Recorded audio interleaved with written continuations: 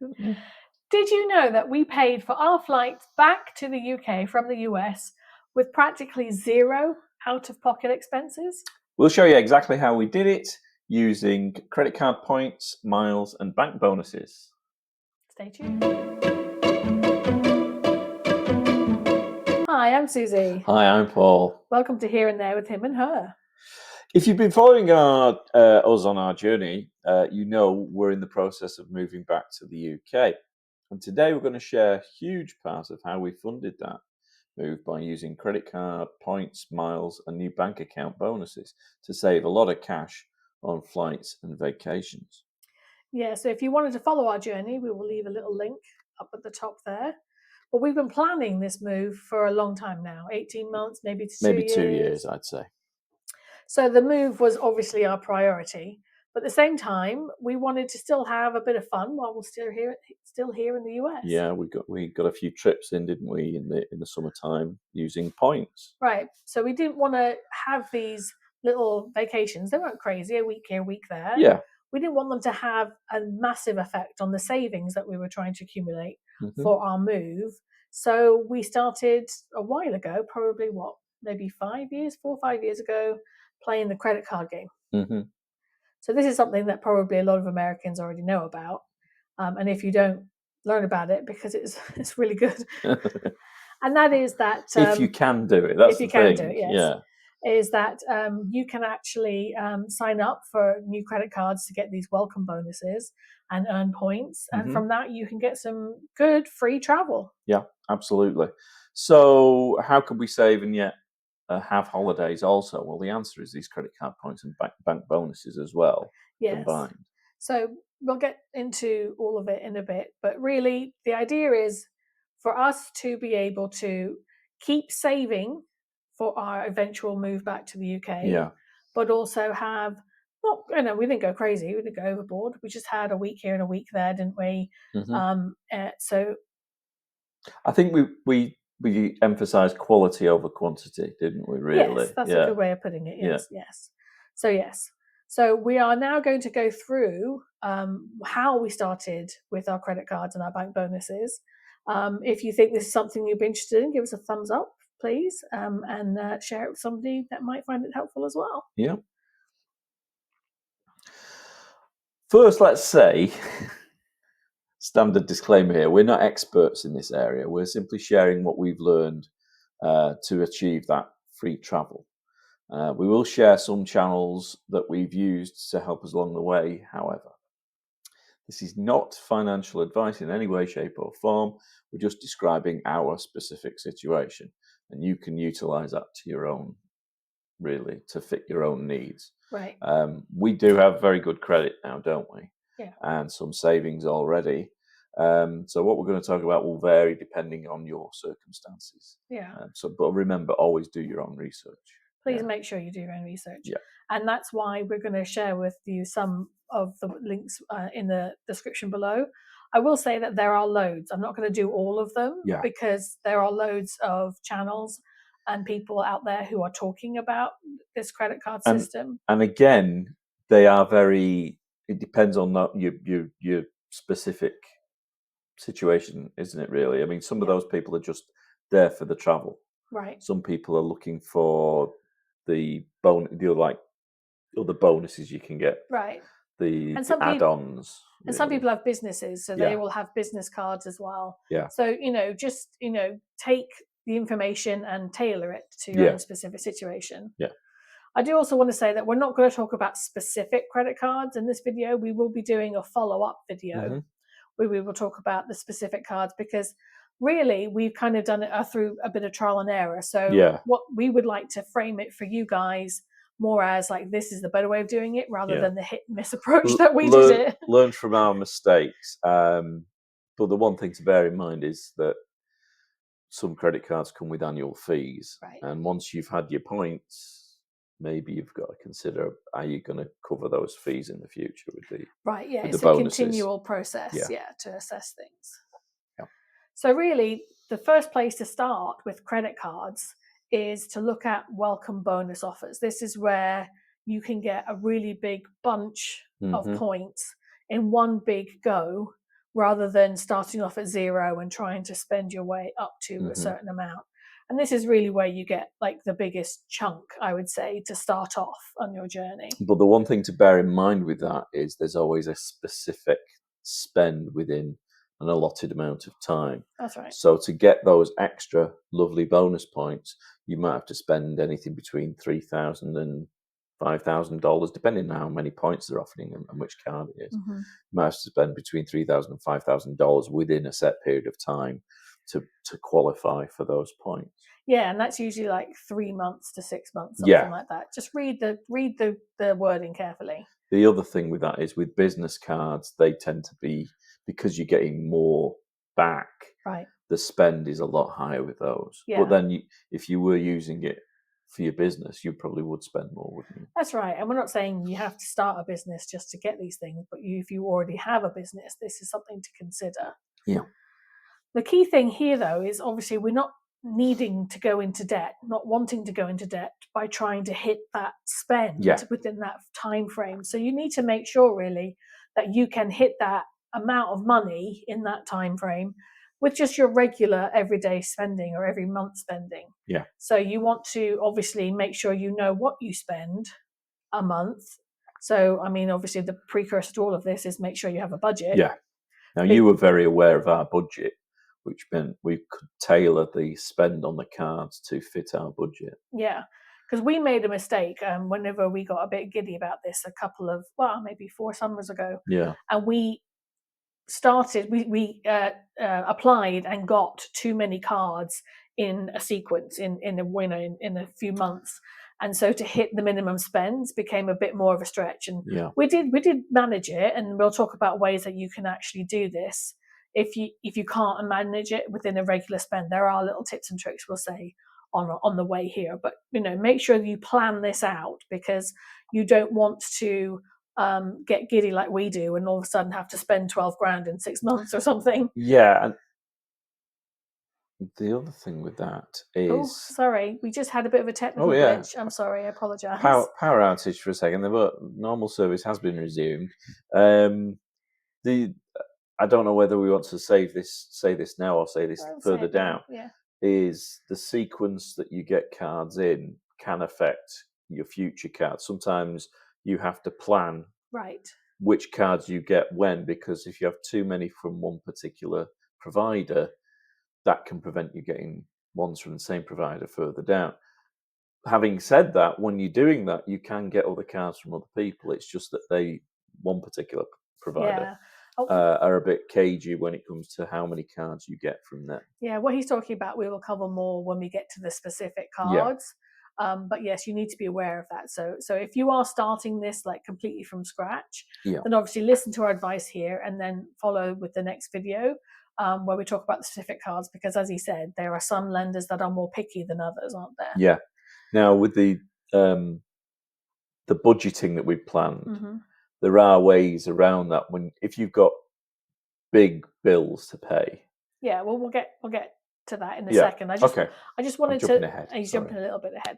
Just before we move on, I wanted to say that when you are using your regular spends to cover this initial welcome bonus, then you already know that you have the money to pay off the credit card. Because the idea is that if you can, to pay off your credit card every month, and then you're not incurring any fees. Like you want to get all of this without incurring extra money or any extra debt. Yeah. That's the whole point. And so, like Paul said, we kind of made a boo-boo. So the way that we managed to kind of add extra things in that still would be part of our regular spend, it's not something I would recommend unless you know you have the funds to cover it. So as I said, I wasn't kidding. It was really something like $12,000 within 6 months. But we actually did have that in our emergency fund, didn't we? We did, yeah. So we could actually cover that without going into debt. So, but make sure that you are aware that you do have to pay this money back. Yes, and ultimately that will do you the better, won't it? Because if your regular payments and your credit rating would increase over time Right, yeah, with it all regular just, payments and the amount of credit you've developed as well. you just become a more reliable Yeah, lender, don't you? In the borrower. eyes of borrower, pardon me, in the eyes of the lender, Yeah, should I borrower. say? Yeah, Yeah. So as Paul was saying, if you have some big payments coming up, that may be a good time to tailor things. as So long what as did you've we got the do, for money. example? Yeah, We paid our HOA for the year with right. it. We paid our pet insurance off for a year as well, didn't we, for the cats? See, this is it. Whenever you have certain things that, because again, most of you, if you're savvy with your money, you understand that there are some things that you have to pay for. If you can do it as one annual lump sum, you save some money. Yeah. It's more expensive, a little bit more expensive to do it month to month. So we had already been doing that in our budget. Every month we've been taking out a certain amount of money to then pay for these annual payments. Yeah. And it just Well, we so had happened. an annual payments account, didn't we? A Yeah. separate one. Yeah. So it just so happened that, as Paul said, we had some annual payments that kind of came around the same time of year, didn't they? Yeah, So the pet insurance. we were lucky in that way that all those things dropped at a time when we suddenly needed to spend some money on the credit cards. So Yeah, we were lucky with that. So again, this is why it's important to plan. If you already know, like you said, for us, we had our HOA, we had our cat insurance, that serious we pay membership for that you have, satellite radio. all of these things. If you know you already have to pay for them, then you can use them for this welcome bonus. But you do have to be careful because some things you would not you can pay for them, but they would not receive the same. Yeah, they don't qualify. They don't qualify as one of the payments. So like you can't go out and buy gift cards. Yeah, you can't, anything that's treated as cash. Yeah, you can't really do. So yeah, you can't buy gift card. I mean, you can't just take cash out for a start. You can't buy gift cards. You can't buy things that are kind of like gift cards either. Rather, you know what I'm saying? There's like specific establishment gift cards, but then there's also Visa gift cards and things like that you can buy. So all of those things, they would go on your credit card that you have to pay off, but they wouldn't qualify in that bonus amount, would they? And the other thing that we've done is, because we're a couple, we've referred one another for cards as well, haven't we? Which can increase your bonuses as well, can't it? That's right. They'll give you the option to say you can earn extra points, up to a certain threshold. I mean, we only did it with each other, but if you have other family members, in some cases you can refer 4 or 5 or 6 people. Yeah. And as long as they qualify for the card as well, then you will get extra bonus points. So it's another nice way of kind of getting some extra points, isn't it? Well, I keep getting emails for about a particular one now, and they're offering 20 to 25,000 points per person that you can recommend. Unfortunately, we don't know. I don't know enough people, and I wouldn't like to. And then the other point is that you have to keep that card for a year. If you try and cancel the card that you just got and they give you a welcome bonus, if you try and cancel that before a year has happened, then what they'll do is they'll literally claw back all of those points. So they'll take them away from you. Even if they spent them, they'll claw back the money. So don't make the mistake of trying to cancel, thinking, oh, I don't have to pay the annual fee for another year. We'll talk about that later, but you can cancel after it's gone and you get a certain amount of the annual fee prorated back to you, but don't cancel before. And then another thing to bear in mind, I don't know if you've mentioned this further down, is all points are not always equal. No, yeah. So there are these are reward points. So we're talking about points that you can use as travel directly with that lender's website. So we'll just, as an example, American Express, like if you have points, they're called membership reward points, with them, you can use them through their own travel portal. However, they're actually worth more if you can transfer them to a partner. So that's where you would get a boost of points, or whether it kind of means that your points can go a bit further, can't they? Yeah. But we'll cover those further down, the different types, won't we? Yeah. So there are 3 main types of credit cards that kind of just are available out there. The first being cashback cards. And this is probably a good place for somebody who's maybe just entering the world of credit cards to start at. Yeah. I'd say so. I mean, it's just good for general purchases, your groceries, you get your, oh no, I said petrol then, but I should say gas. Yeah.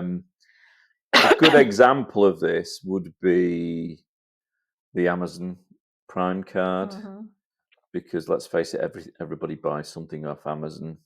Yeah, and we have. the benefits from it as well are also handy as well, aren't they, with the Prime card? We've had this Amazon Prime card from Chase for a long time, and what we were getting was 5% cash back on everything that we purchased.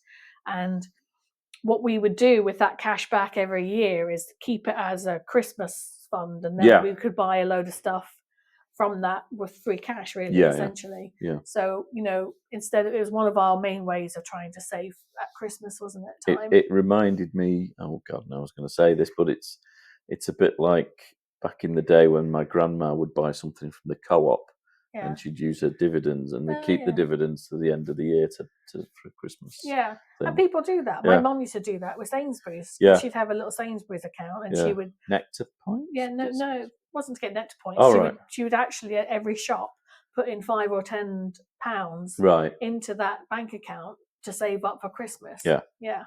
And if it's done over smaller increments, it's not so bad, is it? No.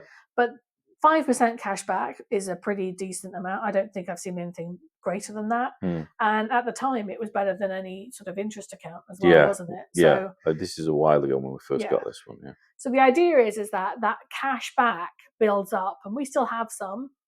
We have a couple of cards that have got, cashback rewards. Wells Fargo is one of them. And so that you're saving up some money on that card every time you use it. So, for example, say you have $150 at the end of a year. Well, you can use that to buy stuff for Christmas, like we'd buy our food at Christmas time. But then that $150 can go into savings. From your actual pay or something like that. So what you're doing is that you are getting free money essentially, but then you have to. It's a twofold thing. You have to take the equivalent of that and put it into savings. That's what we would do for our flight back to England and our move back to England. So cashback cards, have a look at them. Amex also have another one, a blue one that I think was the first one I got at Amex. It was a blue rewards card. I don't think so, because remember the first Amex card we got was with Costco. Anyway. Second type of card are rewards card, and these are, as Paul said, these are the points of different various kinds. Points are as good as they are. You can use them for travel, but it's usually linked into the issuer's website. So Amex have their own travel website. Certainly, it's very useful for car hire as well. It is, So Amex points can be used for Amex travel, but they're better with their transfer partners, as Susie was saying before. That would be airlines, hotel chains, and we'll go into more specifics about that in our next video, won't we? I will say you can use these points for other things. Like there are other options. You can buy gift cards, and that's what we started to do. We didn't really know about this travel bit for a long time, did we? So when we first started getting points, we would just turn them into like California Pizza Kitchen gift cards and things like this. But actually, this works out to be like the worst way that you can use the money. Like you're not getting the most bang. You're not getting your bang for your buck there. So if travel is one of the things, and they always talk about on the websites that we're going to link this aspirational travel. Like they were going to like Bali and the Maldives and things like that. And we were going to the California Pizza Kitchen, which was nice. Don't get me wrong. I wish it was still there, but so we kind of came to this late in the game. But we still have. It has been effective for us, hasn't it? I think we've made up for that, haven't we? Since we got wise to it. The other thing is that these reward cards, they have categories, so that you can earn so many points per category of type of spending. So that's one thing that you again, organize and plan out, because after you've initially got your welcome bonus, you want to continue spending, because that's how you gain more points. But they're not always the same. So even from the same issuer. If you've got two different types of cards, one might give you 4 points back on gas, but they'll only give you 2 points back on groceries, whereas another one will be the complete reverse. So you have to bear in mind when you're paying for something, use the right card to get the maximum points back for that. Yeah. So but then again, always work it into your budget. I'm just saying, it does take a bit of effort to make sure you organise this, because you want to use the right card in the right situation to get the most points available. Yeah. So like you were saying, there is a card, the gold card, the Amex Gold card is very good for groceries, and eating out and in kind of restaurants. But then it's not very good on travel. So then you would have to use a different one if you were going to book a hotel or a flight. And then there's also credits and things like that, isn't there, that we needed to, which we'll talk about more when we get to more specific ones, because some of these cards, they give you a credit or a benefit which will kind of offset the annual fee. Yeah, I think that's the third category cards we were talking about, which can be it'll be issued by a bank, but it'll be associated with an airline brand. Not a hairline, sorry. My receding hairline brand, or with a hotel chain or a hotel group. And the points are the same with those, or are they more?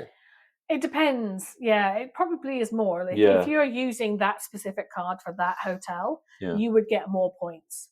But also you would get status. Yeah. That's the good thing, isn't it? So status means that you just get a few perks. Like, it depends on the status you have, really. But like, for example, we have co-branded cards with Marriott, gives us gold status, which means that if available, we can get a free upgrade of our room. Sometimes we've had free breakfasts. We had that in Washington, D.C., didn't we? We got free breakfast. We did, yeah.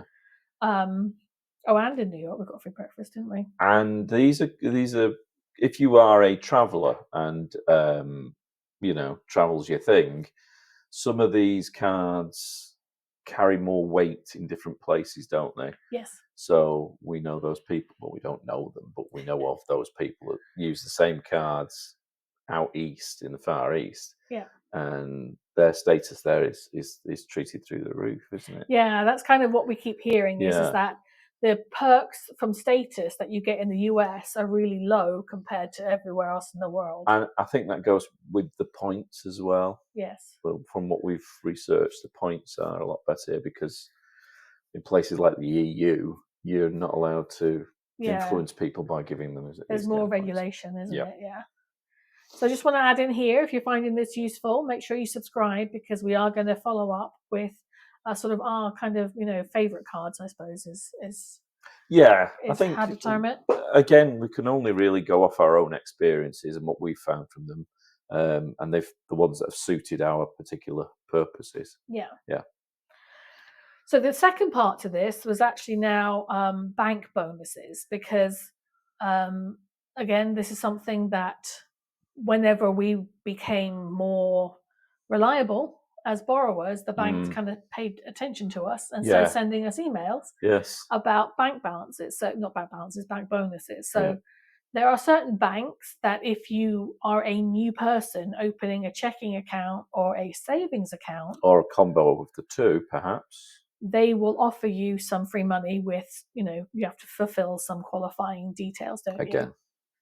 So most of the time is that they need you to make some payments, don't they? So, and the usual the usual stipulation is that you have your salary paid. That's probably if you pay by direct deposit, you have that paid into your account, or a certain level of money per month to qualify.